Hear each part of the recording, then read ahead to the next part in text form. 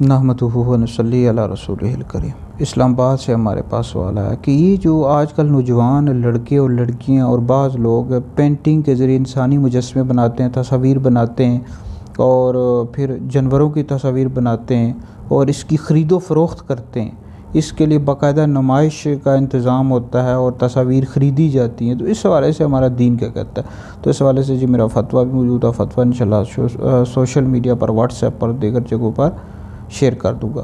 دیکھیں، بلا عذر شرعی انسانی تصاویر بنانا، انسانی مجسمے بنانا، اس طرح جانوروں کی تصاویر بنانا، یہ ناجائز ہے، حرام ہے۔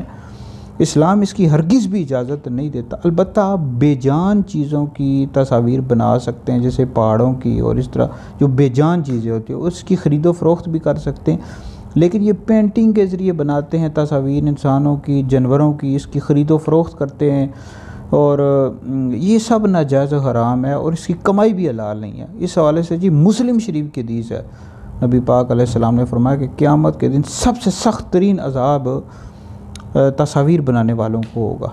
اور اعلیٰ حضرت نے فتاوی رضویہ جلد نمبر 21 میں لکھا ہے کہ نبی پاک علیہ السلام نے زیرو کی تصویر بنانا اعزازاً اپنے پاس رکھنا، بنوانا اعزازاً اپنے پاس رکھنا سب حرام فرمایا، اور اس پر سخت وعیدیں ارشاد کی، اور ان کے دور کرنے مٹانے کا حکم ارشاد فرمایا۔ احادیث اس بارے میں حد تواتر پر ہے۔ تو یہ لوگ نوجوان لڑکے اور لڑکیاں کہتے ہیں یہ ہمارا فن ہے۔ او بھائی، فن نہیں ہے یہ، فن ایک طرف جہاں پر اللہ رسول کی نافرمانی ہو تو فن کو چھوڑ دینا چاہیے، اللہ رسول کی اطاعت کرنی چاہیے۔ تو لہٰذا یہ جو تصاویر بناتے ہیں انسانوں جانوروں کی، سب حرام ہے بھائی، بلا عذر شرعی ہرگز بھی نہیں بنا سکتے۔